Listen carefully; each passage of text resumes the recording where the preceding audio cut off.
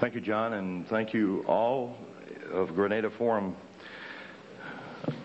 You folks really represent what I fantasize will happen all across this great land, as a matter of fact, around the world.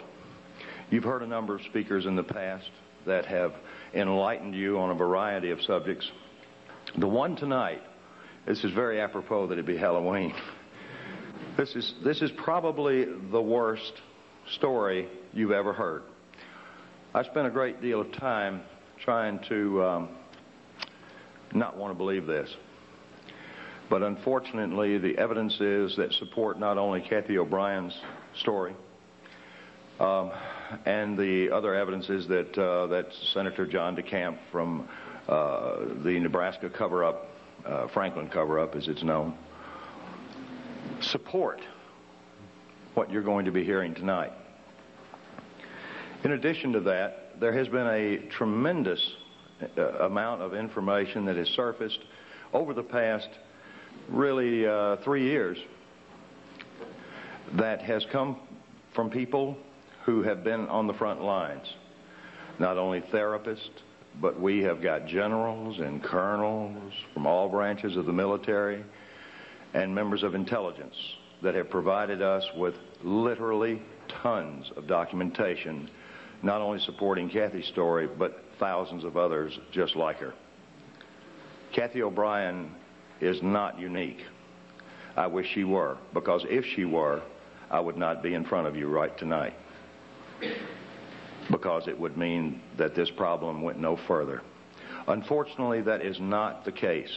What has happened to Cathy O'Brien is happening all around the world, and it's happening in daycare centers, it's happening in homes, and not homes of Appalachian people who lack lack any education or any written language skills, who have been practicing incest for years. This is happening as a result of a very coordinated effort that has come out of the intelligence communities, again, from around the world. My role in all of this is relatively simple, but nevertheless complex. I'm going to give you all a background tonight of about a few minutes of MK Ultra information, and I request that you all write some questions down for us. We cannot take verbals. We will take written questions. You don't have to sign them or put your name down there, and we'll attempt to answer as many as possible. Please make the questions relevant to the subject matter, because I can't, nor can Cathy, discuss what we may surmise are other victims, other than the ones that are the most obvious ones, like Timothy McVeigh. And again, it is not our experience. We have no proof. We only have Mr. McVeigh's admissions and some other information that would support it. But that's an example of our limits. We prefer to answer any and all questions individually, standing up in front of you, because there is no such thing as a bad question. We spent about 5.5 years on the lecture circuit with law enforcement and mental health. Now, that was done to protect us.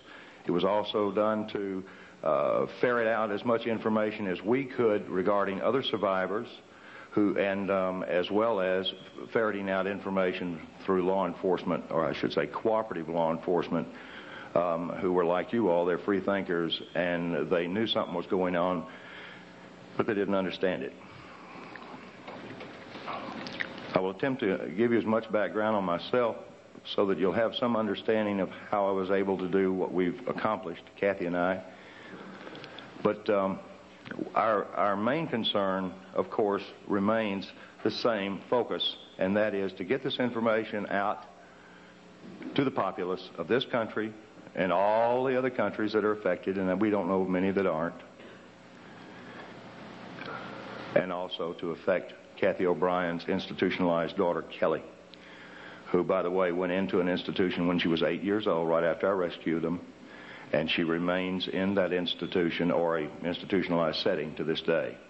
I don't know how many of you all can imagine being a child and being raised in a mental institution. But I can assure you it is not a pretty sight, even though Kelly has not been mistreated as she had been prior to going into the institution. External control of the mind is not something new. It's thousands of years old. It's recorded in caves. It's recorded the exact formula for trauma-based mind control in the Egyptian Book of the Dead. Adolf Hitler was particularly interested in mind control, and he assigned his right-hand man, Heinrich Himmler, to do some research, particularly on the families of Northern European, multi-generational, sexually abused, psychologically abused, physically abused children. You see, I'm sure each of us understands, those of us that read the Bible and understand its literal interpretation about the sins of the father, understand what multi-generational abuse means. In this case, multi-generational abuse, and that begins, by the way, at birth, involves horrendous sexual and psychological and physical abuse that is put on these children by their caregivers. Well, Adolf Hitler knew that these people who are abused become very, very receptive to external control of their mind. They also develop some incredible abilities, like 44 times visual acuity. Now, I know that it doesn't take a rocket scientist, pardon the pun, to figure out how we could use somebody with 44 times the average person's visual acuity. It's called special forces. Special forces individuals are screened very carefully. Now, back when I was working for the Defense Department in a project known as MK Ultra, which was the exact project that Adolf Hitler assigned Himmler to do on multi-generationally abused children, I saw nothing of what Cathy O'Brien is reporting. I saw no abuse. What I saw in the prison systems and in the mental institutions were people who had a chance to recover their lives and their mind. I saw things that were very benevolent. And I really and truly believe the information that I was seeing would eventually reduce our prison and our mental institution populations dramatically, because I saw true rehabilitation occur without the use of trauma. Well, I was sworn to secrecy on the things that I witnessed, on the equipment that was developed, and I can assure you that in 1967, all the way up through 1973, when I was involved in this research as a Defense Department subcontractor, the equipment that I saw then was 25 to 30 years ahead of anything known on this planet in the private sector. I don't know if I was even seeing a portion of what was actually available. I don't know if what I was witnessing represented even a small percentage of what was actually occurring. But I was put into that job after months and months and months of psychological examinations because they knew I could keep a secret. I was given a Defense Department clearance. I knew about the Heinrich Himmler studies for Adolf Hitler, and I knew that Adolf Hitler wanted to develop some very serious people to put in places to control various regions in what he called, and George Bush called, and Nero called, the New World Order. You see, Adolf Hitler was not the first, nor was George Bush, to fantasize about this hideous idea of totalitarian government enslaving an entire globe through mind manipulation. Now, mind manipulation comes in a lot of forms.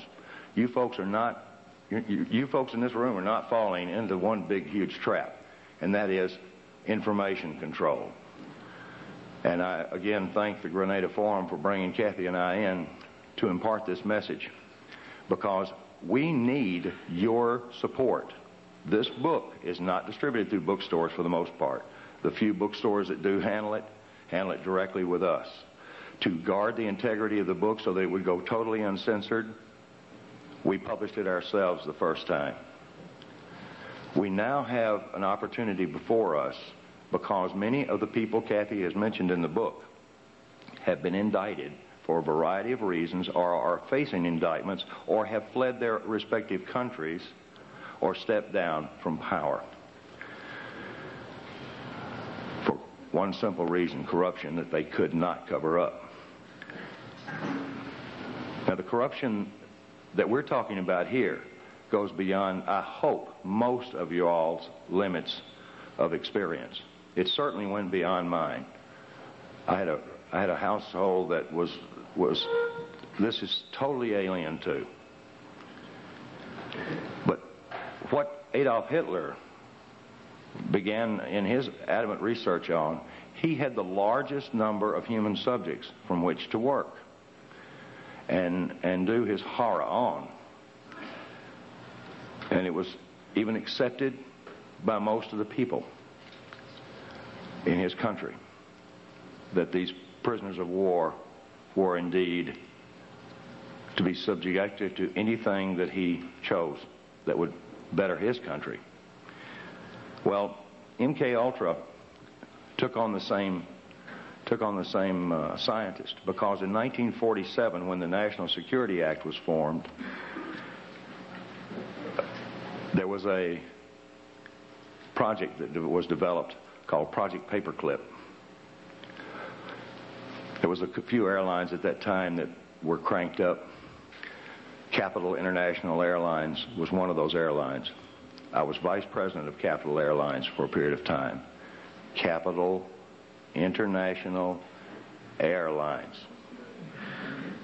This is very similar to the hat that they wore. By the way, you realize that if we could get these guys to all wear a hat, force them into a uniform, our problems are over. I told Cathy, I said, I don't know how to introduce this information. I said, do we come out here and say that we're the first and second oldest professions? All right, I want to see who laughed. Well, Cathy O'Brien certainly is a remarkable person, but I can assure you the prognosis for recovery of someone who has been horribly abused before age 5, before the brain is fully formed, the recovery I should say the level of recovery is very good. These people can lead normal, productive lives, even though they've experienced, in most cases, a lifetime of horrific abuse. That was the thing that surprised me the most. Now, there are a lot of survivors out there. There are a lot of survivors in various levels of recovery. Cathy is, again, the only one that we know of that is vocal, that has written a book, that's been validated, and we haven't been locked up. Now, I want everybody in this room to understand that neither Cathy or I are suicidal. And we just came back from Arkansas, and I want to tell you, Cathy and I were invited over there to spend 4 days with the investigators because they had found one chapter of her book they were actually able to validate. I said, well, give it to me in print. And they said, we can't do that. I said, well, okay. Can I use this recording? I was only joking. They patted me down before I went in. But no, these people are what I consider friends of yours and mine. Now, if there are any CIA operatives in this room, you don't have to hold up your hand. But I'll tell you where I'm staying, and I want you to come see me alone. Particularly if you're trying to disrupt what we're doing. Because this information that Adolf Hitler was developing we developed through Project Paperclip. Project Paperclip was the importation of Nazi and fascist scientists into this country after World War II that saturated our universities, saturated our Fortune 500 corporations, saturated NASA. It built NASA. And it has infiltrated every aspect of society with its filth. Filth in child pornography, filth in blood rituals and hideous religious beliefs that involve human sacrifice, anything to traumatize the mind. Some of these, I'm approached by a number of avid researchers that say, well, this is Satan behind it. Well, I want to tell you, these are people behind it, because I worked for the airline that brought these folks in. I had no idea what I was involved in, but I was recruited by Capital International Airways for the purposes that I could keep my mouth shut, and I worked on a need and a know basis. Most operatives do not know who they're working for. There are over 86,000 of them in this country. Now you divide that by 50 and see what you come up with. This place is crawling with Big Brother. The KGB never had that many functioning operatives in high levels as we do in this country. 1984, George Orwell's book, really was a grim prophecy that has come true. Most people are saying we got to stop this New World Order from taking over. It's already here. We're in it. Now let's understand who the players are and some of their tools. Mind control, whether it be trauma-based mind control to develop a totally robotic human being, is one type. Fortunately, it requires a great deal of horrible trauma that somebody's got to put on to these people. And it requires something more than just pushing a button on a console. There is equipment available now that we cannot protect ourselves from. And the amazing part about this equipment is it's available to everyone in this room. I don't quite understand the philosophy about making pain field generators and another device called an MDD-1, which uses a dual coil electromagnetic pulse system, which affects our cerebral cortex. Stops logical thought. You couldn't balance your checkbook if one of these things were turned on, nor could you think to turn it off. Any more than Cathy O'Brien could have thought to have walked away from her victimization. This is not the beaten wife syndrome. This has nothing to do with an economic situation. This has something to do with robotic mind control. There are tons and tons of documents. Transformation of America is a book. Our book, an autobiography, Cathy's autobiography. I wrote the first 4 or 5 chapters to give you a briefing. But what this book contains is her life, that which we can validate. When this book was printed, we had over 27,000 documents. 27,000 documents fit into 5 file cabinets. We now have over 3 tons of paperwork. General Russell Bowen recently, I won't say fled, he doesn't like that, I'm sure. General Russell Bowen, who was one of the originators, and he's set up Operation Watchtower, the CIA's drug op. By the way,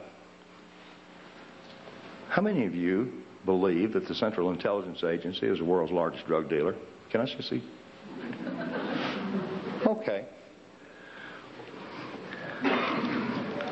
So that makes our country the largest drug dealer on the face of the earth. And I resent this. I know now why the intelligence community did not want me for an officer. I know now why I was not privy to some of the stuff that I am now, unfortunately, very privy to. Because I think I'd have blown the whistle on them. There's a lot of whistleblowers out here now, and you folks are getting to hear them. You've been hearing them for years. This is one of the longest, oldest running groups that I'm aware of. I see a lot of familiar faces out there, and I see some people that, if they were in my position, would do exactly the same thing Cathy and I have had to do. I'm not into this. I was hired because I could keep secrets. This is against my programming, but I can assure you of this. It would be against God and everything that I am if I didn't get up here and talk and present Cathy O'Brien so that she can present her story.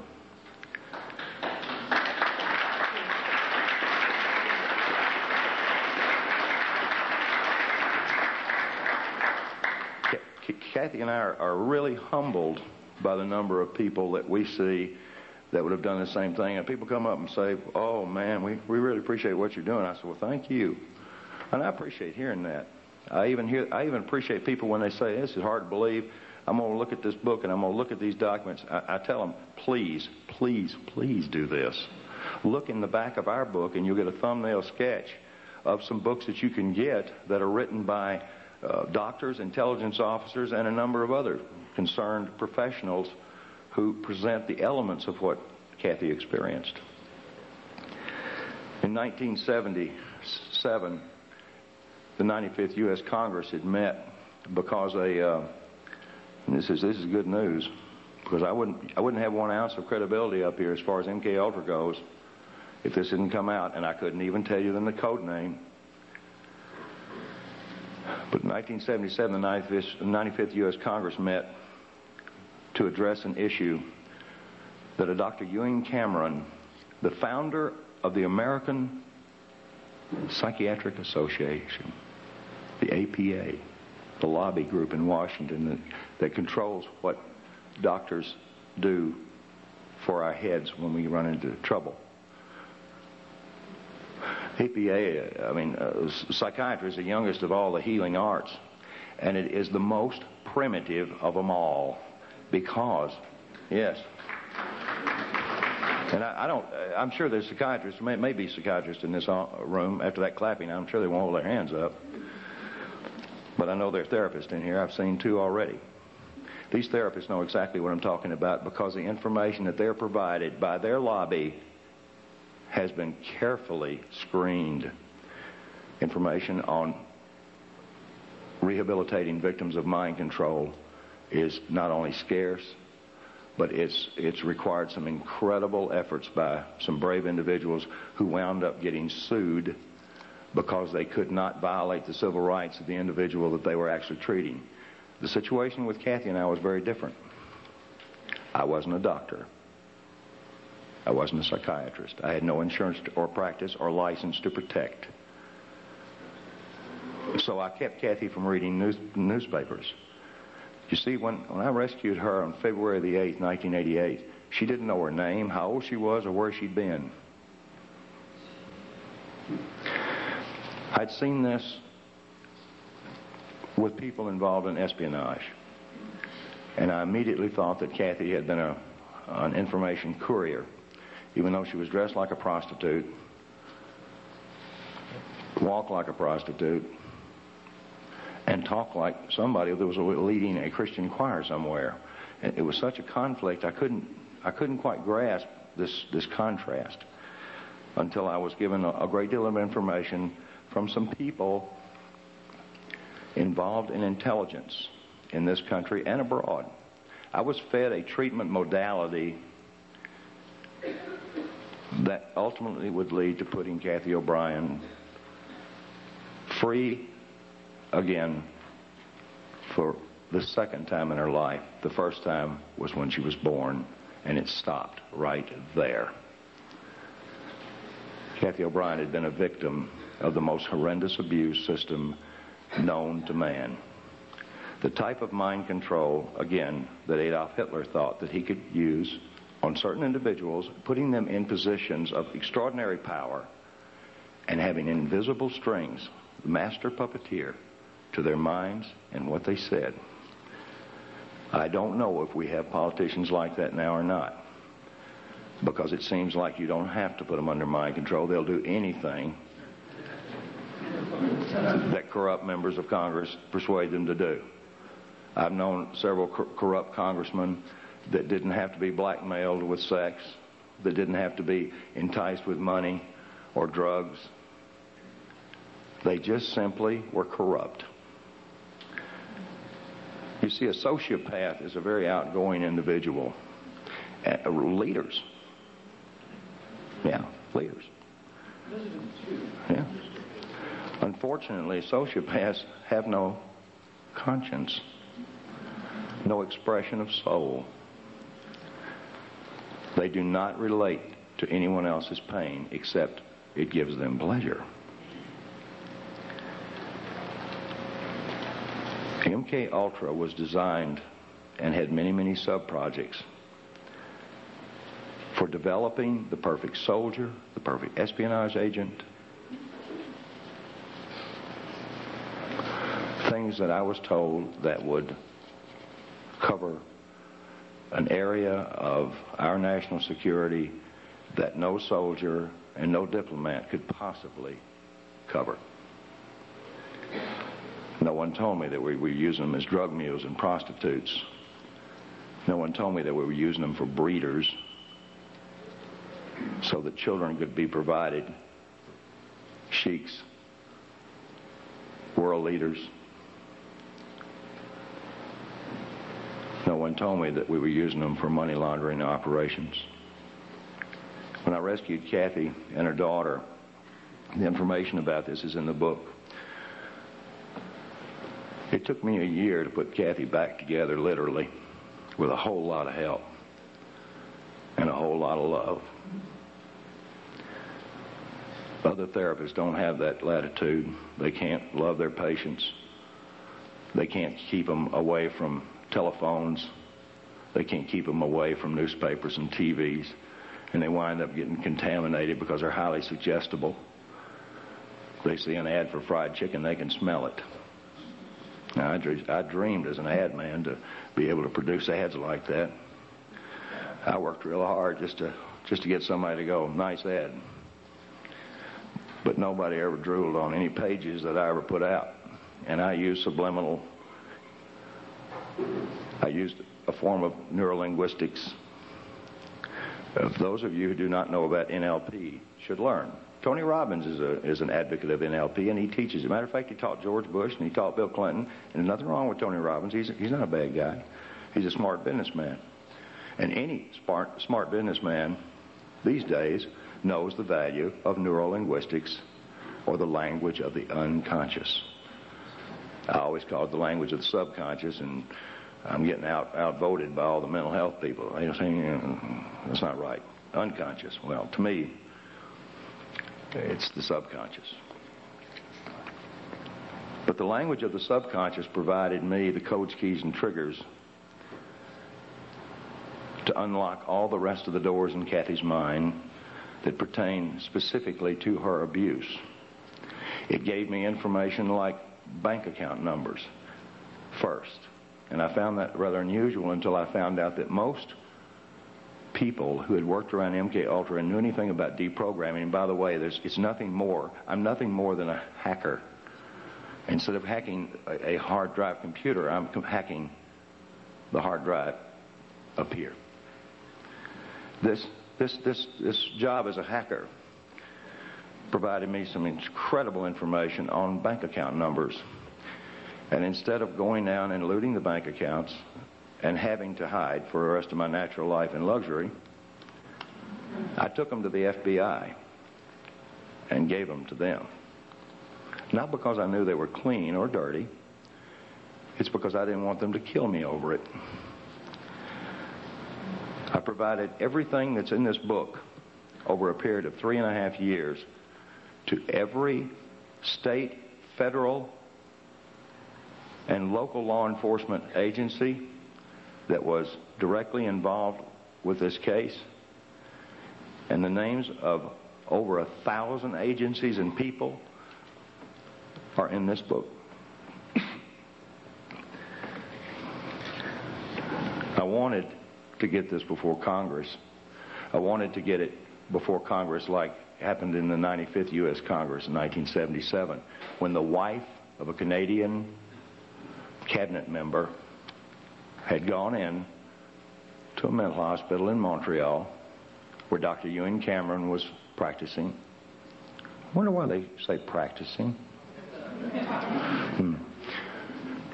And she came out as a vegetable. Well, the cabinet member, I don't recall his name right now, he was just incensed on trying to find out what had happened to his wife.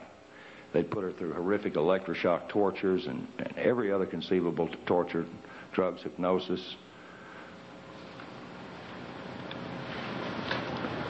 Unfortunately, many, many others were involved in Dr. Ewan Cameron, the founder of the APA's experiments. Some of those recovered ones, I'm in touch with 2 of them, and these people are highly functional and most likely will be doing the same thing we're doing. One of them will be in the very near future.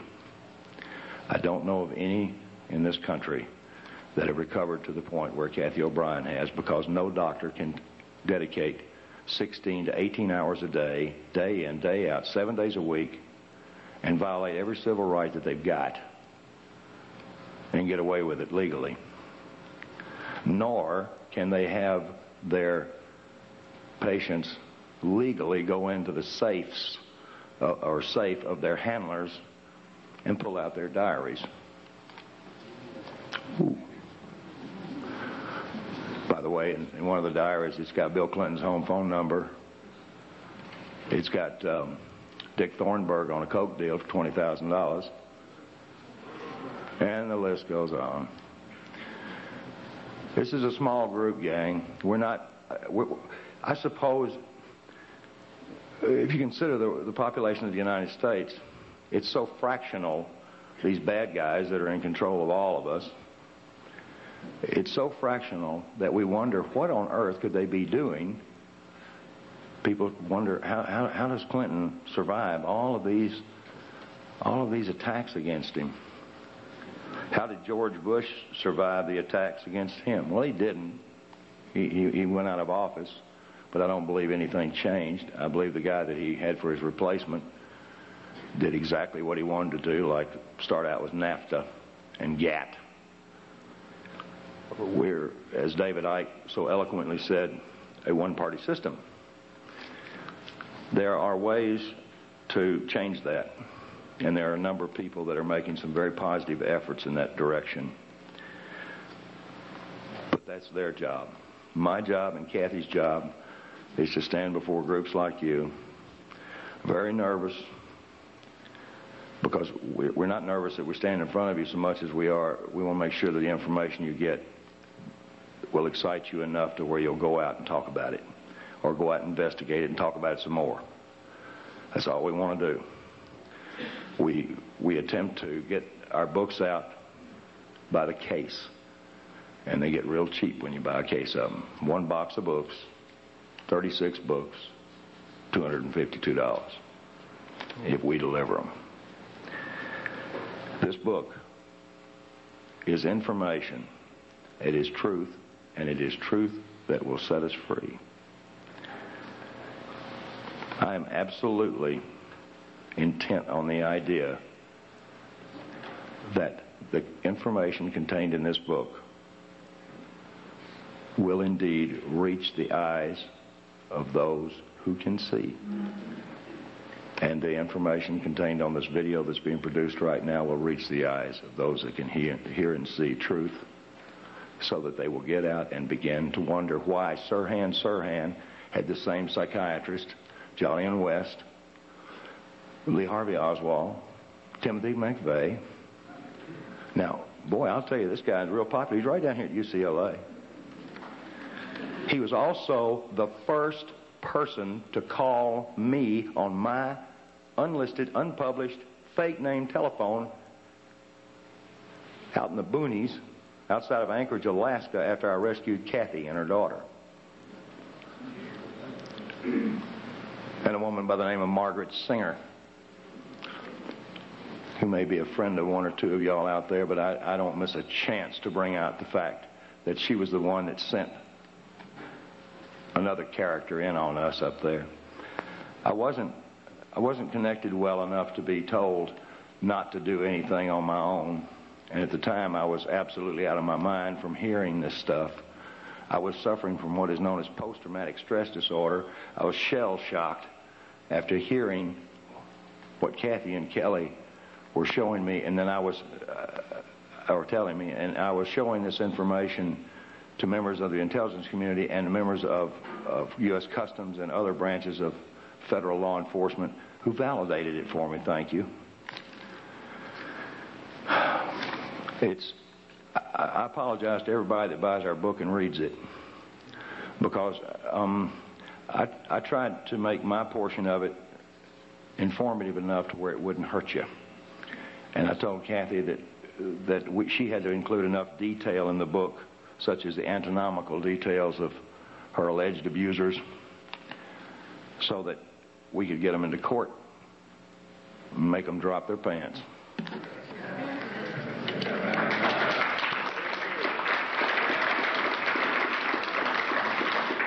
That kind of leads me into the presenter for the second oldest profession, or first oldest profession. I'll get to that second reverse. Now, who was first?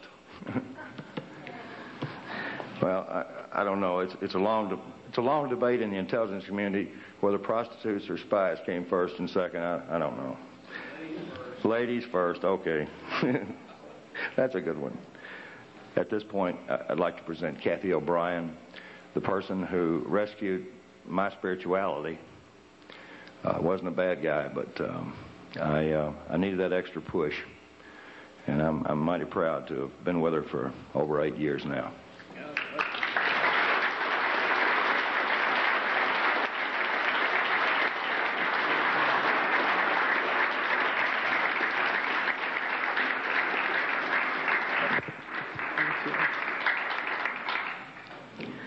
I want to thank each and every one of you for coming out here tonight to arm yourselves with knowledge about a tool that's being covertly used to usher in what Adolf Hitler and George Bush termed New World Order, and that's mind control.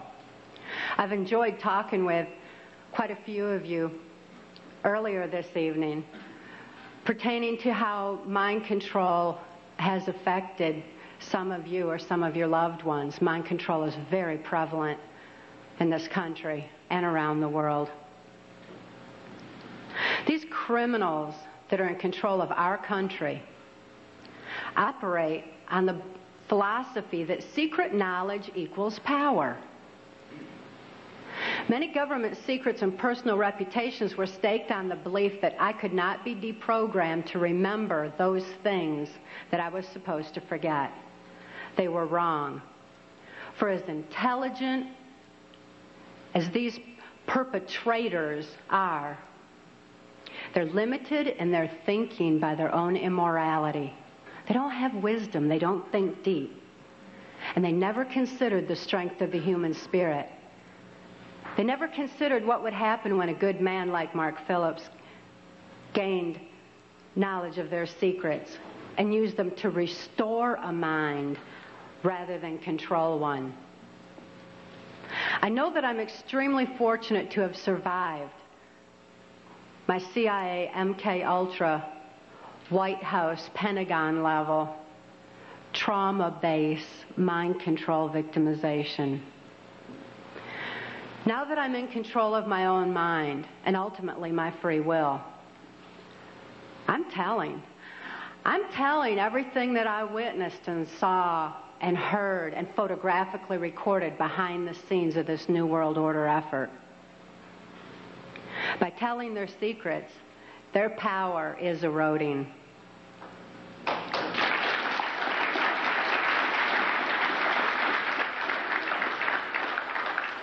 I also speak out to give voice to the many mind control victims and survivors out there who can't think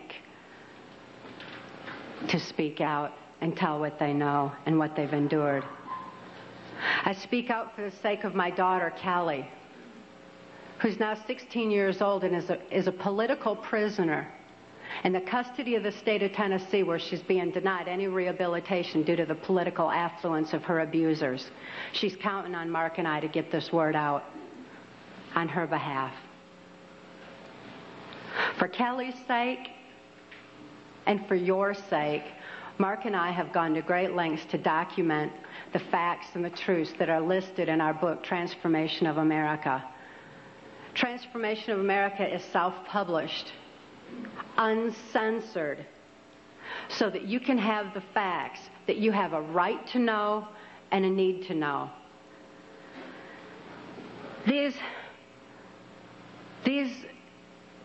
truths have been covered up and kept from all of us for a long time under a blanket of so-called national security. This is the same blanket of national security that has prevented us from obtaining justice despite the extensive evidences and documentation we have. We have over 27,000 documents and evidences. Government insider testimony, medical records, more than enough evidence for any legal procedure in this country, including congressional. But this blanket of national security has stopped us from obtaining justice. It's time for truth to prevail. It's time that these truths were brought to light for the sake of humanity as we know it. I'd like to begin by defining mind control by my experience. I realized that my experience was extreme, that the extensive, total robotic, absolute mind control I endured is more limited than the kind of mind control that's proliferating in society. Mind control has kind of a sliding scale where you've got the total robotic mind control on one side, and you've got mind control that's proliferating, such as in occultism in this country, or Global Education 2000, where children are losing their freedom of thought and their ability to critically analyze. There's so many different aspects of society that are affected by mind control in varying degrees. It's imperative that this information get out. And as I explained, my victimization, it certainly can be applied to all different facets of mind control and mind manipulation. And as Mark and I have heard so many, many times from people who have read the book and heard us speak out, that this is a thread that's tying things together. All of a sudden, this whole new world order is making sense. The erosion of constitutional values, the erosion of morality in this country, all of a sudden, it begins to make sense when we learn about mind control. I was born in 1957 in Muskegon, Michigan, to a multi-generational incest-based family. This means my father was sexually abused as a child, my mother was sexually abused as a child, and they were sexually abusing me. My father sexually abused me as far back as I can remember, and I've often heard him state that he began substituting his penis for my mother's nipple while I was still an infant. I tell you this so that you can understand that my sexuality was confused in infancy. It was put into an area of my brain that's much like survival, like eating and drinking would be. I tell you these facts so that you can be better armed and understand what's happening in society. And name names. Mark and I name names in our book, Transformation of America, not so that I can say, well, I was in the White House with so-and-so. I mean, I missed the whole glamour part. But this is so you know who the problem is and where these problems lie. The sexual abuse that I was enduring was so horrific that I developed dissociative identity disorder. This used to be termed multiple personality disorder, and I'm so glad they've changed it to dissociative identity disorder because it really more aptly describes the compartmentalization that occurs when a person endures trauma that is literally too horrible to comprehend. Even though I couldn't understand that what my father was doing was morally wrong, the pain and the suffocation of his abuse was so extensive that I developed dissociative identity disorder. It certainly was incomprehensible. There was no place for it in my mind to deal with such horror. Therefore, I developed a compartment in my brain, a little area behind amnesic barriers that was actually the neuron pathway shutting down in my brain in order to compartmentalize the memory of the abuse so that the rest of my mind could function normally as though nothing had happened. So if I'd see my father at the dinner table, I didn't remember sexual abuse.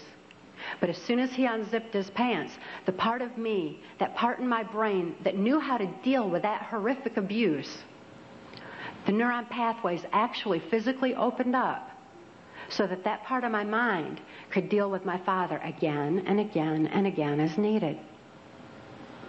I certainly had a lot of experiences within that compartment that dealt with my father's abuse.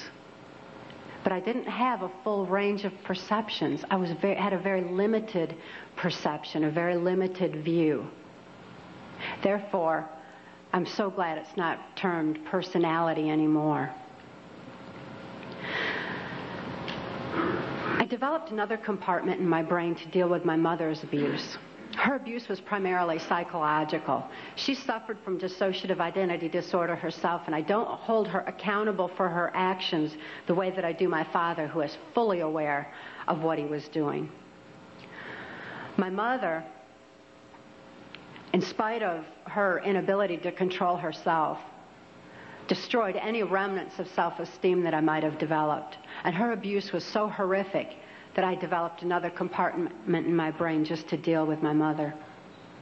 I developed another compartment to deal with the child pornography that my father was subjecting me to. He was earning his living as a worm digger on a 6th grade education and supplemented the family income with child pornography that was being distributed through the local Michigan mafia pornography ring.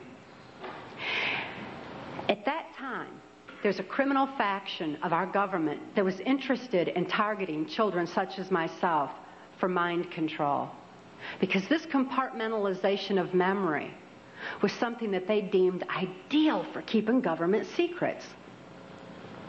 After all, if I couldn't think to remember, how could I tell about it? Additionally, people who suffer from dissociative identity disorder develop a photographic memory behind those amnesic barriers, because the brain has a defense mechanism that when trauma occurs, it photographically records events surrounding trauma. And an example of this would be that many of you who are old enough to remember, when John F. Kennedy was assassinated, most people know exactly where they were and what they were doing, because this was an event that traumatized the nation. And this exemplifies how the mind photographically records events surrounding trauma. So behind these amnesic barriers, I had a photographic memory, which the government deemed ideal for programming. That way I could deliver messages to and from government leaders, or in my case, also drug lords, who were involved in funding the black budget and funding the New World Order controls. They're interested in programming me so that I would deliver the messages verbatim. When I delivered messages, I delivered exactly what I was told, using the voice inflections of my abusers, with no conscious comprehension of what I was even saying. It was just a tape recorder just parroting out exactly what I'd been told. Another aspect that the government was interested in is that as a dissociative identity disordered person, I had no concept of time, because I was going from compartment to compartment of my brain with no memory of what had happened before. Therefore, I had no ability to even keep track of time, and a concept of it was just absolutely impossible. And it also makes for, if I didn't know what I was doing earlier, I wouldn't know to be tired while I was overdoing something else. Therefore, a person who suffered from dissociative identity disorder had extensive physical endurance, just superhuman strength and ability to keep going and going and going and going. Dissociative identity disorder persons also develop 44 times visual acuity. Very often that's why you see them wide-eyed with the whites around their eyes, because they're actually taking in more of their surroundings than the average person. 44 times more detail than the average person sees. That certainly makes them perfect marksmen for mercenary operations or for intelligence in different areas that the government was interested in developing mind control. I was a chosen one or a prime candidate for mind control because of the sexual abuse that I had endured. My sexuality had been enhanced. Therefore, I was used as a sex slave and also delivered messages to and from these government leaders. At that time, because a government, this criminal faction of our government, was so interested in dissociative identity disordered persons, they knew that any child that was subjected to child pornography had to have endured trauma so horrible that they had to be suffering from that disorder. Therefore, this criminal faction of our government sanctioned this child pornography ring so that they could identify and target children such as myself for the project. At that time, the politician, local Michigan politician, mafia politician, the politician who was protecting this Michigan mafia pornography ring was a guy named Gerald Ford. This is the same Gerald Ford that went on to become the first unelected president of the United States. Gerald Ford, I never perceived his political affluence. I only perceived him as another abuser like my father, because Gerald Ford also sexually abused me as a child and sexually abused me right on through my mind control victimization until Mark rescued my daughter Kelly and I in 1988. Gerald Ford is not a pedophile per se. He's what I refer to as trisexual. He'll try anything. Any age, anybody, anytime, anywhere, just as long as he had control. Because he had a perversion of power, in addition to his interest in mind control. Therefore, it was Gerald Ford who came out to our house and explained to my father how to raise me in the project according to government specifications. My father had been caught sending this child pornography through the U.S. mails, and therefore he was approached and told that if he sold me into that project, that he would gain immunity from prosecution. My father remains free from prosecution to date for so-called reasons of national security. My father thought it was just absolutely wonderful and immediately sold me into the project. He felt like the government condoned child abuse. So did I. I certainly felt like the government did.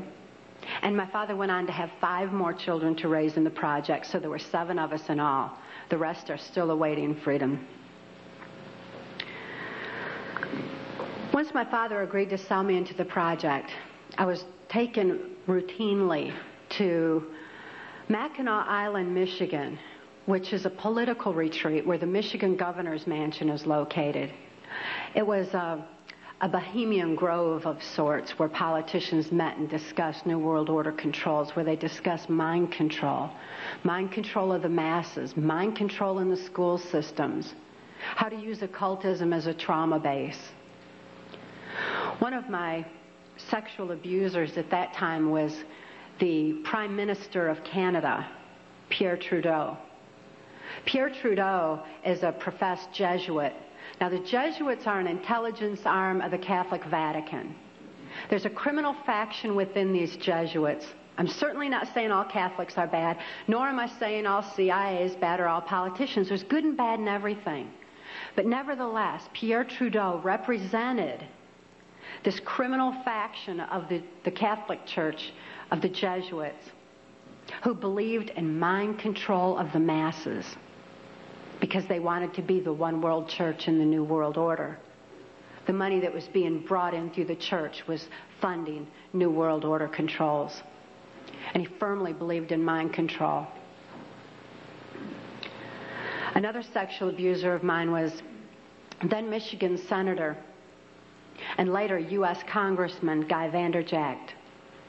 This is the same Guy Vanderjagt that went on to head the Republican National Committee that put George Bush into the office of president. It was at Mackinac Island, Michigan, when I was 13 years old, that I was dedicated to the senator who had become my owner in this mind control project. That's U.S. Senator Robert C. Byrd. Senator Byrd is a Democrat from West Virginia.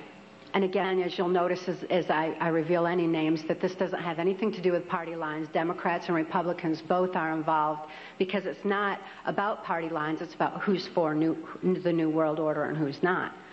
Nevertheless, Senator Byrd had been in office as I've been alive. He's still in office today. He's been head of our Senate Appropriations Committee, which means he held the purse strings of our country. He decided where money would be spent. And I know from having witnessed and experienced and saw so much behind the scenes that Senator Byrd was appropriating money in directions that would allow for New World Order controls. Not only that, but my father, for having sold me into this project, was granted a lucrative military contract for making camshafts for military automobiles and all. My father became extremely wealthy on his 6th grade education. Senator Byrd, as my owner, would decide where I should go, when, what operations I would be forced to carry out during the Reagan-Bush administration, what places I should be taken specifically for mind control programming. Senator Byrd directed all of my activities. Also around that time, I'd made my first communion in Muskegon's St. Francis de Sales Church. Having made my first communion, I also endured an extra ritual after that was referred to as the rite to remain silent. That's R-I-T-E, as in ritual. This involved Congressman Vanderjagt and the head of our church at that time, a Father Don. And they subjected me to an occult blood ritual. This was so horrific. It was this reversal of the Catholic Mass. It confused my mind because when a person's operating on a subconscious level because they're so traumatized that consciously there's no place for what they're enduring, the subconscious mind has no ability to discern and to question and to reason the same way that the conscious mind does. And this reversal of the Catholic Mass into occultism just made it all seem to run together in my mind. It was absolutely horrific. This blood ritual was so horrible that my mind readily accepted the mind manipulation that I endured afterwards, a hypnotic language, the neuro-linguistic programming, mind control programming, that actually changed the way that my brain was functioning, so that, you know, that part of my brain that I said would open up to deal with my father's abuse again and again? They changed that so that they decided when, where, and how that particular compartment of my brain would be opened and accessed. And they replaced the triggering mechanism with hypnotic codes, keys, and triggers, hand signals. There's also phone tones that can also open those neuron pathways and give access to the compartmentalized memory as well. They replaced that at that time. And this was with this right to remain silent. I also had a silence in my head after that, because up until that time, I heard, it was just my own voice, but I heard my voice arguing back and forth with all these different perceptions and from the different compartments in order that I could formulate some kind of a decision about things. I remember before the right to remain silent that I had some free thoughts of my own, and I had hoped for a place in the world where people didn't abuse each other. I'd hoped to have 10 children that I knew would be at least 10 children in this world that weren't abused. I'd hoped for those things, but with the right to remain silent, I lost my capacity, my ability for free will thinking. I lost my ability to even hope anymore. I lost all free will entirely.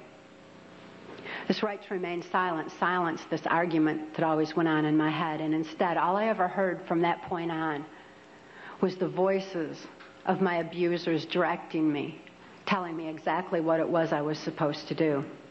I could only robotically follow those instructions and carry them out. By the time I was ready for high school, Senator Byrd ordered that I be sent to Muskegon Catholic Central High School.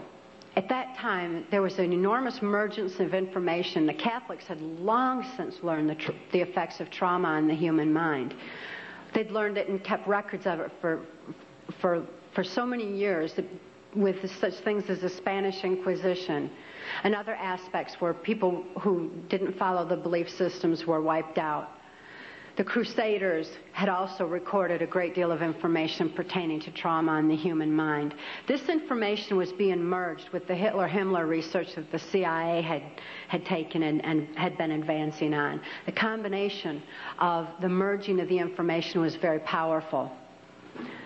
And Muskegon Catholic Central was a place where this information was being brought together. It was at Catholic Central that the very basis, the very groundwork for Global Education 2000 was being implemented. This is Goals 2000, outcome-based education. There's many different names for the program that's being implemented in our school systems. It's being forced on our children by the federal government.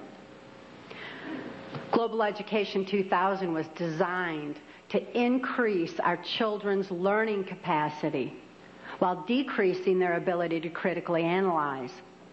That way they would just readily accept whatever they were told without any question and just take all the information in.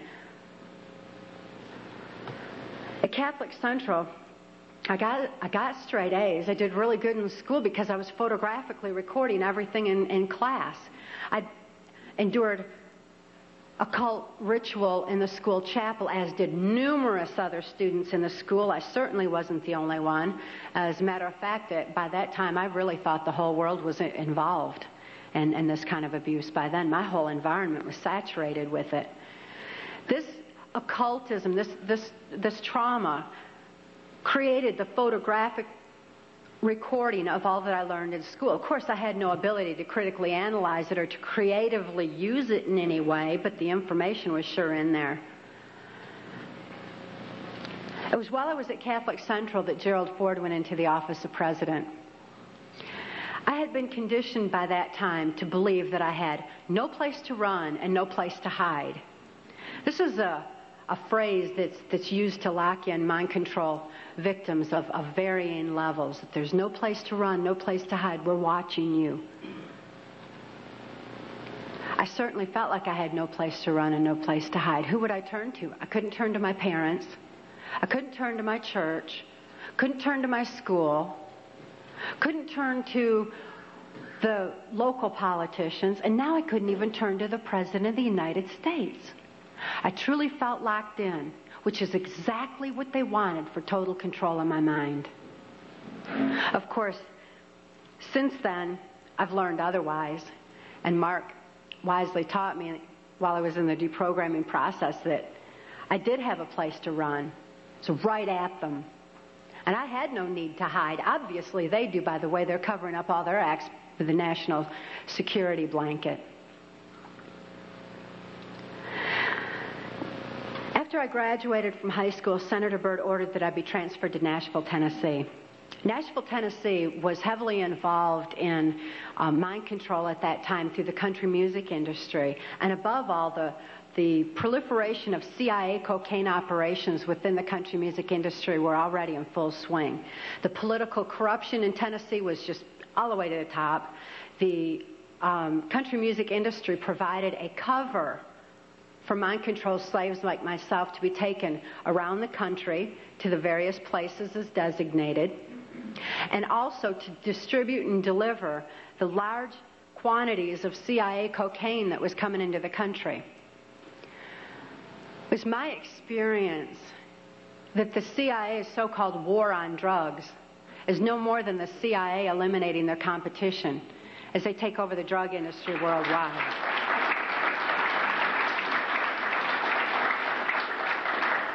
They took their war on drugs to our street corners and turned our streets into a bloodbath.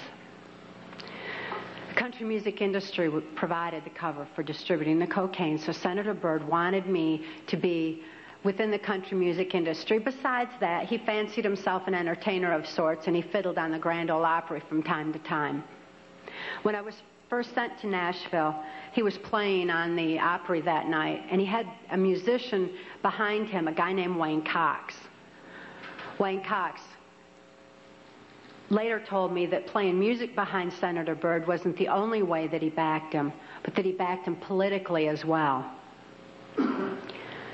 After the Opry that night, I endured an occult ritual again. Occultism is oftentimes used as a trauma base for mind control. Who can comprehend that kind of a trauma? Blood ritual is absolutely horrible, and it's a perfect trauma base for mind control, for the compartmentalization of memory. I witnessed Wayne Cox murder a railroad bum down at Nashville's Union Station. It was abandoned at that time, and there were bums around. And he shot him right between the eyes and cut off both of his hands, which was Cox's M.O. for murder. After this blood ritual, this horrible trauma, I was programmed that Wayne Cox would be my first handler in MK Ultra Mind Control. As my handler, Wayne Cox would follow Senator Byrd's directions and instructions. And above all, he would be subjecting me to more trauma sufficient to satisfy the numerous compartments Senator Byrd wanted developed in my brain for mind control programming so that I could carry out various operations during the Reagan-Bush administration. I endured numerous occult rituals after that. Wayne Cox at that time was working directly under the direction of Louisiana Senator J. Bennett Johnston, and he took me to his hometown in Chatham, Louisiana. J. Bennett Johnston at that time was heavily involved in mind control operations because he was running a band of mercenaries out of Louisiana. At that time, this band of mercenaries were going in and out of South America. There was a lot of arms deals going on. There was, and most importantly, when the airplanes would fly these guys down to South America, they would come back full of cocaine, which was being distributed on our streets. Wayne Cox was triggering these mercenaries into operation by showing them a severed hand from another one of his victims, which re-traumatized them into the occult ritual that they had already endured and accessed a specific compartment of their brain. And he told them that J. Bennett Johnston wanted them to give him a hand and carry out a certain operation. He would then give the instructions and the guys would follow him through. So J. Bennett Johnston was heavily involved. At that time, it was 1978, and it was determined that I had endured sufficient trauma to carry out my first trial run operation. An enormous quantity of cocaine had been flown in on one of these operations, and I was to deliver it into the neighboring state of Arkansas. By that time, Bill Clinton's drug operation was in full swing. He was governor of Arkansas, and I delivered this cocaine to a remote airport in Ouachita Forest, which I've since identified as Mena Airport. I also delivered a little packet of information and a small quantity of cocaine, a personal stash from J. Bennett Johnston, to Bill Clinton. I delivered it to Bill Clinton, and he cut out 2 lines of the coke, and he did inhale.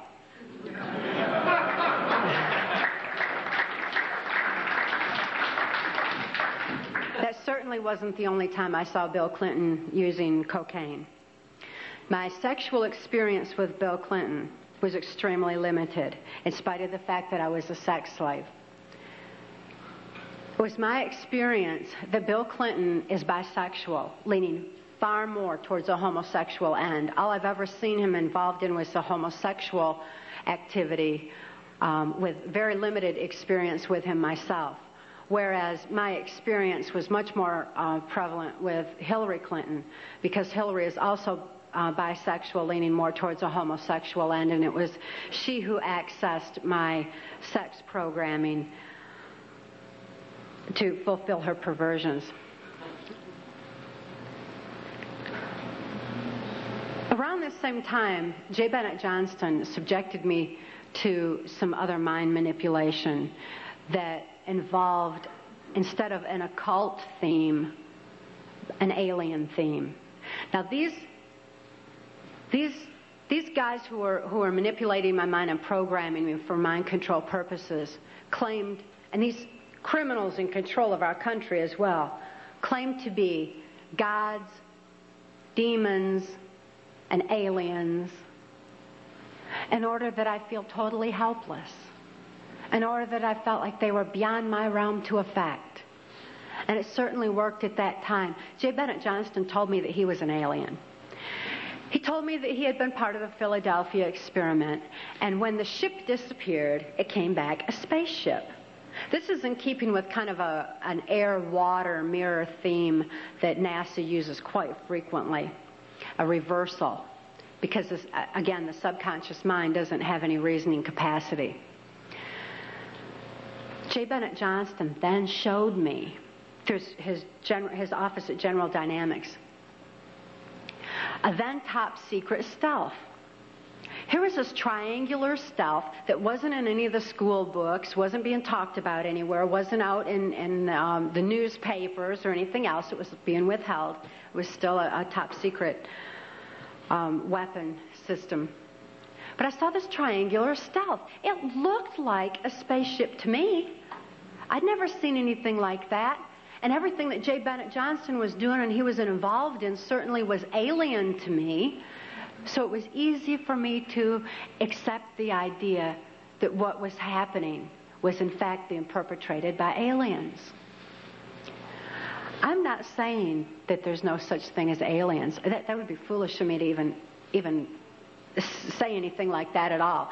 But what I am saying is that it was my experience that these were people claiming to be aliens.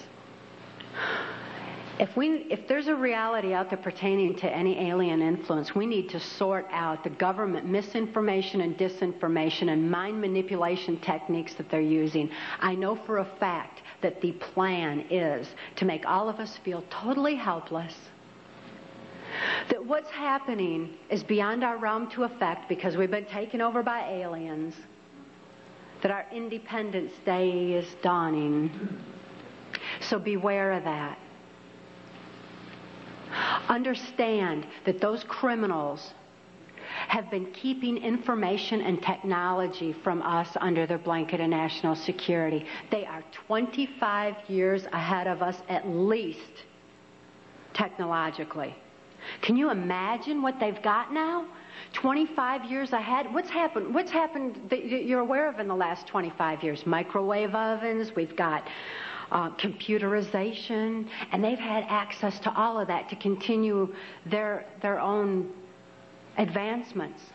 They're way ahead. So when they say, it's aliens, and they show us some incredible technology, don't fall into the trap of feeling totally helpless, that this is beyond our realm to affect. Superstition begins where knowledge leaves off. And they have been keeping knowledge from us for a long time. People have all kinds of belief systems. And I'm sure each and every one of you has various and different belief systems as well. Regardless of what your belief system is, it is imperative that you know that these criminals are people. They are within our realm to affect. They need to be held accountable for their actions and their crimes against humanity.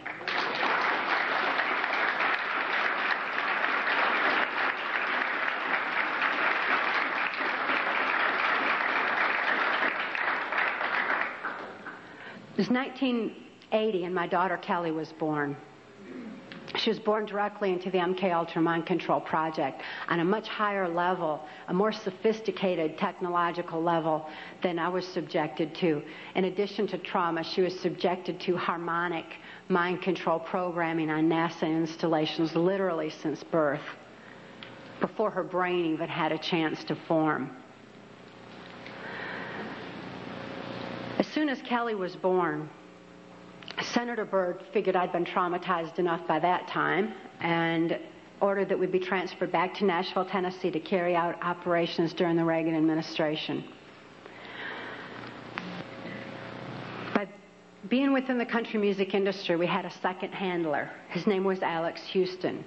Alex Houston is a ventriloquist, stage hypnotist in the country music industry. Above all, he carries out criminal covert CIA operations that fund the black budget. And this certainly included bringing in large quantities of cocaine and distributing them through the United States, Canada. He was working at that time and provided a cover for me to be taken throughout the United States, Canada, Mexico, and the Caribbean for these criminal covert operations.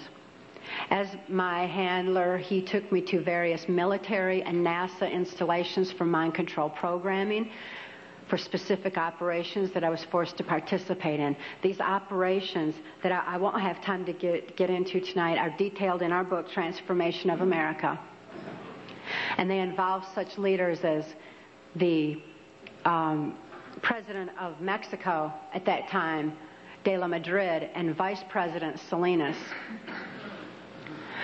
It was my experience that in 1984, there's a CIA trauma base, near-death trauma center that's located in Lampe, Missouri.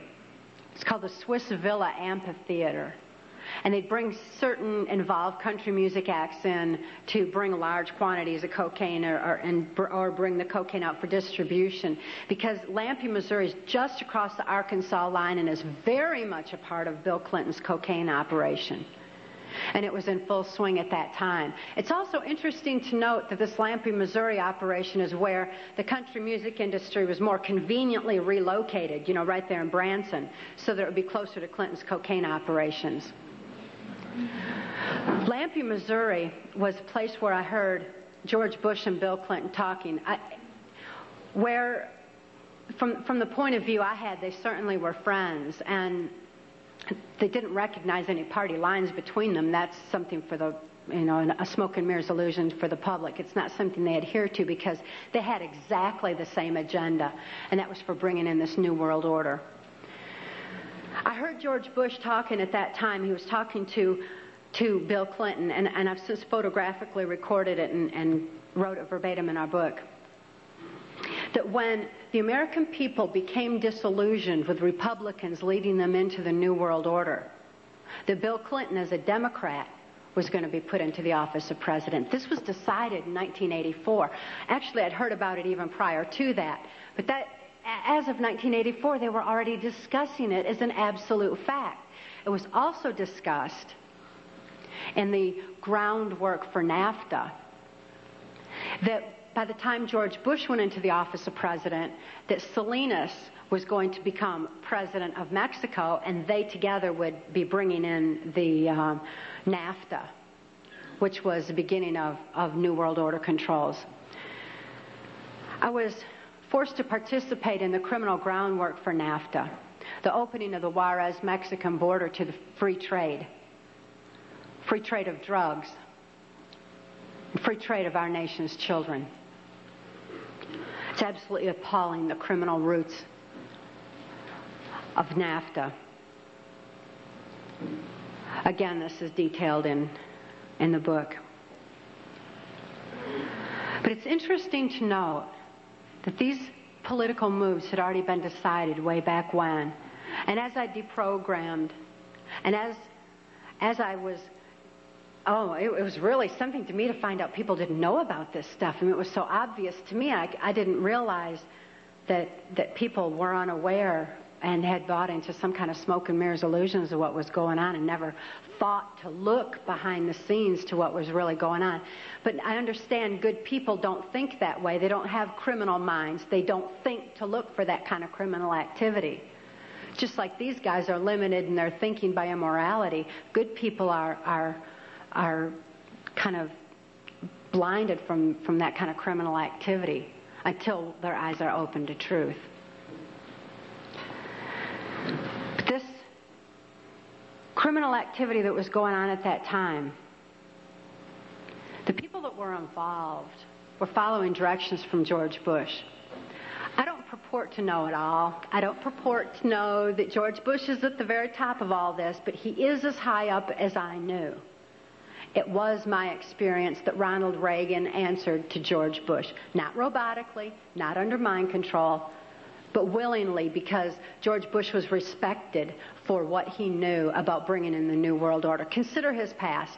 George Bush first began with the United Nations. Then he went on to head our CIA.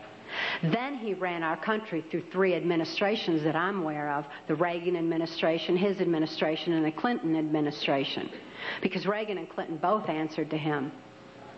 Mexican President de la Madrid answered to him and knew that Salinas was to be coming into power, and Salinas had more influence in Mexico at that time than de la Madrid, that, as far as my experience was concerned. Also, Saudi Arabian King Fahd followed orders from George Bush, as did the Prime Minister of Canada, Brian Mulroney. In 1983, I heard Ronald Reagan and Brian Mulroney discussing the New World Order. Senator Byrd had acted in the capacity of a pimp and prostituted me to Reagan, and I was present at this White House cocktail party. Now, Ronald Reagan certainly provided a wonderful smoke and mirrors illusion for all of us. For those of you who don't want to believe that he's involved in this, he told you he's an actor. And he did a real good job of it for a long time. That was his role. That's what he was supposed to do. Nevertheless, I heard Ronald Reagan telling Brian Mulroney that he believed the only way to world peace was through mind control of the masses.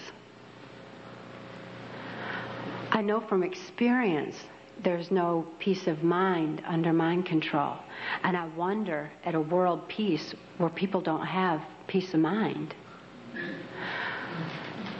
Mind control, the ramifications of mind control are far-reaching, because I also know that under mind control there's no free thought. Without free thought, there's no free will. Without God-given free will, there's no soul expression. What kind of a world peace can we have without any free will or any soul expression, without any spirituality? Mind control needs to be exposed in order that people maintain their freedom of thought, in order that people maintain their free will and have that spiritual expression, because of spirituality, when people have soul and spirituality, they're going to be acting in a capacity of love anyway. That is where world peace is, not in mind control.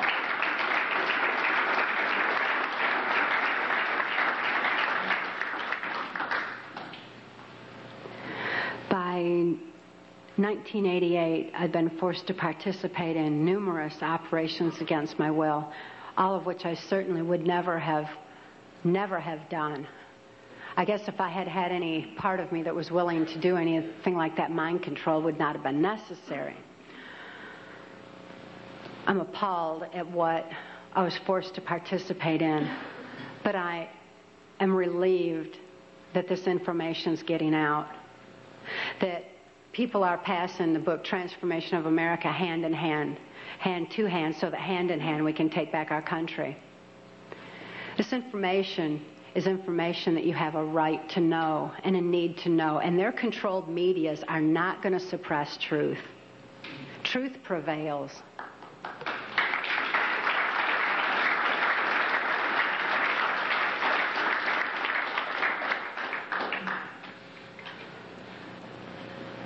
In 1988, Mark rescued my daughter Kelly and I. We couldn't think to escape. I couldn't think to save my daughter any more than I could think to save myself. And all those childhood hopes and dreams were certainly hadn't come to fruition. When Mark rescued Kelly and I, we didn't have any ability to even hope for good people. We didn't know they even existed. We didn't have a capacity to trust anyone. It wasn't within our realm of experience. I couldn't think to reason that Mark was a good guy. But I'd seen him with his animals. And even though I didn't have any ability to consciously reason, and Kelly didn't have any ability to consciously reason things out or to think things out, we had this extra sense developed. We sensed things very strongly. After all, when you consider that we use, 10% of our brain, we'd been like blasted into other parts of our brain, and these parts of our brain were real perceptive on what's considered, I suppose, psychic levels by some definition. When we had a sense for things, kind of like the animals did. And we noticed that the animals loved Mark. He had these raccoons that he'd rescued. He had 3 raccoons, and they all loved him, and they hugged him, and they wrapped their arms around his neck, and they patted on his face and kissed him. And, that was really a neat thing for us to see, because we had only seen our animals abused. We lived on a farm. We had lived on a farm, and we had dogs and cats and horses and cows and guineas and chickens and all kinds of animals, all of which Alex Houston tortured or killed to keep us in line to, if we didn't do this, this would happen to our pet. And we loved our animals. Please bear this in mind, that people who abuse children oftentimes abuse animals. If you see someone abusing an animal, keep your eyes open, look further, make sure those kids are safe. I've never seen an exception to this rule. Not that there's not one out there somewhere, but I've never seen an exception to it.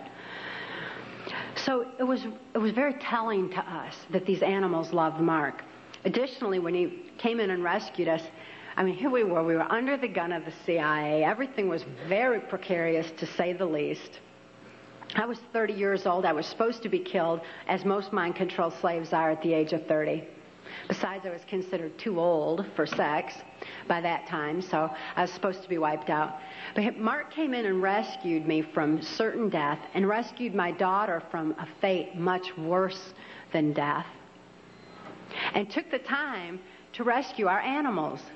He packed up all those cows and horses and guineas and chickens and loaded them up on these different trailers and everything, and brought them to safety as well. This had a profound impact on Kelly and I. We certainly developed an ability to trust right there and then. Mark took us to the safety and serenity of Alaska. Since we were safe for the first time in our lives, experiencing love for the first time in our lives, memories of our past began flashing on our mind's screen. As these memories flashed, and I started to remember what had happened to me and to my daughter, particularly during the Reagan-Bush administration, I became enraged. I was enraged at what my daughter had been through, the tortures I'd endured, and what the plan was for humanity as a whole. I'd have been blinded by that rage, immobilized by that rage, if it weren't for Mark's wisdom in telling me that the best revenge is total recovery. Because through total recovery, by photographically recording all those events, I could expose these people for exactly what they are, for what their plans are, for what I witnessed behind the New World Order. Be able to get help for my daughter, who was in desperate need of help at that particular time. So I began writing out my memories. By writing out my memories, I used a different part of my brain than verbalizing. It bypasses emotion. Bypassing emotion was very necessary for logically making the incomprehensible comprehensible, for understanding and grasping what had happened to us and what could be done with that information. Kelly was not so fortunate. Because of the harmonic programming that she'd endured, remembering the traumas and deprogramming the program did not allow her access to all parts of her brain as it did me. She still needed some technological equipment to help her recover. She needed to actually have those neuron pathways vibrated back open with harmonic equipment. Therefore, she went into Humana Hospital in Anchorage, Alaska, in an intensive care unit. She suffered horribly at that time and responded only to some psychological intervention and not to any conventional medications. Kelly was actually suffering respiratory failure because mind control has advanced to the point where they know the ins and outs of the brain and the mind so well that they know how to program not only the subconscious, but to go into the primitive mind, the very area of our mind where blinking, breathing, and circulatory, heartbeat, all that is regulated. And they could go in there and put death programs in place. In my daughter's case, it was respiratory failure, so that in the event that she ever had cause to remember, which they never expected could happen, but in espionage, that can happen. We've heard of that, where the brainwashed and where they have the memory accessed. So they wouldn't have to take the old cyanide pill anymore like they used to, like spies used to. Instead, they would just simply go into respiratory failure, circulatory failure, and no information would be released at all. There was no chance of the information getting out that way. Since my daughter was being raised was genetically and mind controlled, being brought up to be in espionage, she had that program in place and it went into effect. Because of the medical attention that she needed, she became quickly thrust into the illegal and immoral custody of the state of Tennessee, where she remains today. The violations of laws and rights that proliferated in her so-called legal case were extensive. We had one clean district attorney that went in and told the judge that he was violating constitutional rights and human rights in my daughter's case, and cited law after law after law, and the judge interrupted him and said, but laws do not apply in this case for reasons of national security. This certainly raises a question. What does national security have to do with a documented, validated, and proven rape and molestation of a child's mind and body?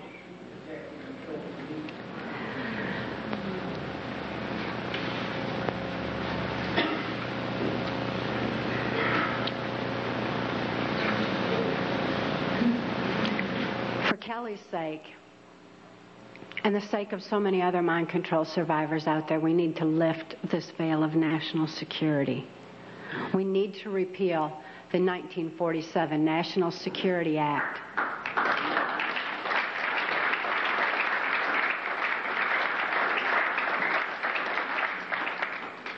This is a national security that's threatening the security of our nation when it covers up such crimes against humanity as mind control, when it covers up the CIA's so-called war on drugs, when it covers up the selling out of our country to New World Order controls. That's a national security that has nothing to do with the security of our nation. This national security has kept information pertaining to mind control for all of you for far too long. We've got to get this information out. We've got to arm others with knowledge on mind control, because knowledge is our only defense against mind control. We need to get this information out in detail so that we can all be more effective in our particular areas of taking back our country and ultimately taking back our world, for Kelly's sake, for the sake of all the other mind control survivors and victims that I know are out there. There's many, many of them. And for the sake of humanity as we know it. It is truth that sets us free. Please help us spread the word. Thank you.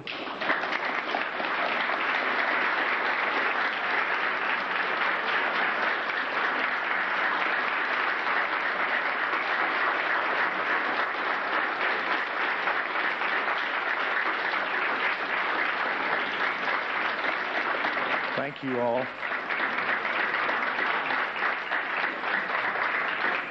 I think this is a